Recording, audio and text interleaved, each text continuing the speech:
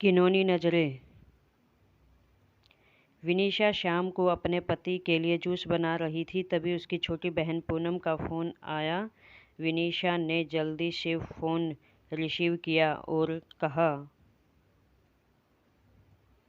मैं अभी तुझे ही याद कर रही थी। तुझे आम का जूस पसंद है ना? इसलिए जब भी बनाती हूँ हमेशा तेरी याद आ जाती है। पर विनीशा की बहन पूनम बिल्कुल खामोश थी। जब विनीशा ने उसकी खामोशी का कारण पूछा तो पूनम की सिसकियों की आवाज़ विनीशा के कानों में साफ सुनाई पड़ रही थी। विनीशा बहुत घबरा गई और उसने पूनम से जोर देकर पूछा कि आखिर क्या हुआ है। तब पूनम ने डरते डरते बताना शुरू किया, अभी मेरे मोबाइल पर किसी अनजान व्यक्ति का फ़ोन आया था और वह मुझे कह रहा था कि वह मुझे जानता है और उसके पास मेरी कुछ फ़ोटोज़ हैं और अगर मैंने उसकी बात और शर्त नहीं मानी तो वह उन फ़ोटोज़ को इंटरनेट पर डाल देगा। तब विनीशा ने पूनम से कहा, पूनम ऐसे ही कोई गलत नंबर होगा, कोई सिरफिरा ऐसे ही तेरे मज़े ले रहा होगा, तू डर मत, कुछ नहीं होगा ऐसा वैसा। तब पूनम ने घबराते हुए कहा, दीदी मुझे उस इंसान से डर नहीं लग रहा है, पर मुझे उसकी बातों से बहुत डर लग रहा है। यह कहकर पूनम रोने लगी। तभी विनीशा ने कहा, तो बताना उस इंसान ने क्या कहा है तुझे? तब पूनम बोली, उसने मुझे कहा है कि अगर वह मेरी फ़ोटो इंटरनेट पर नहीं डाले तो मुझे उसकी सारी मांगें पूरी करनी होंगी। उसने कहा है कि आज रात वह मेरे घर पर आएगा। और इतना कहते ही पूनम ज़ोर ज़ोर से रोने लगी और रोते रोते बोली, दीदी मुझे उसकी बातें सुनकर घिन आ रही हैं। ऐसा लग रहा है जैसे उसने मेरे साथ कुछ गलत कर दिया हो।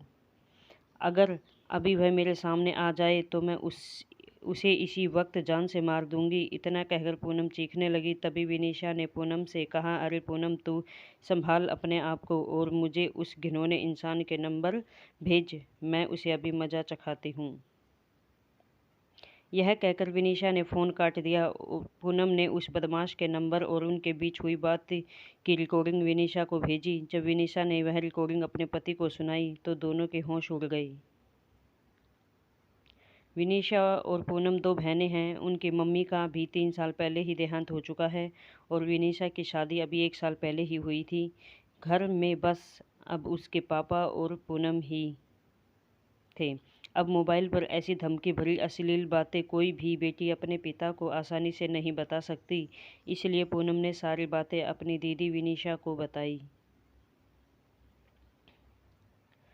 अगले दिन ही विनीशा और उसका पति पुलिस स्टेशन पर जाकर उस इंसान के खिलाफ पुलिस कंप्लेंट करवा आए। बाद में जब पुलिस ने छानबीन की तो पता लगा कि वह लड़का पूनम के मोहल्ले का ही निकला, जो मानसिक गंदगी से पीड़ित था। उसकी सोच और उसके विचार हर एक लड़की के प्रति घिनौनी नज़र रखते थे। उसे पता था कि पूनम की मम्मी का देहांत हो चुका है और वह दिन भर घर पर अकेली रहती है और वे उसका फ़ायदा उठा सकता है। और वह लड़का अपनी बुरी नज़रों और घटिया बातों से पूनम की आत्मा के साथ खिलवाड़ कर रहा था। पर बाद में जब उसे पुलिस ने पकड़ लिया तो उसे जेल की सलाखों के पीछे जाना पड़ा। आज भी हमारे समाज में उस मानसिक रोगी बैठे हैं जो हजारों लड़कियों की आत्मा के साथ खिलवाड़ कर रहे हैं। इनमें से कुछ लड़कियां तो मजबूत होती हैं जो ऐसे रोगियों को अच्छा सबक सिखाती हैं और कुछ लड़कियां उनसे डर जाती हैं और उनकी मांगों को पूरा करते करते उनकी घिनौनी नज़रों का शिकार बनती हैं। पर आज समय आ गया है कि ऐसे मानसिक रोगियों को हम लड़कियां ही सबक सिखा सकती हैं। इसलिए लड़कों को उनसे डरने की बजाय उनका डटकर सामना करना चाहिए।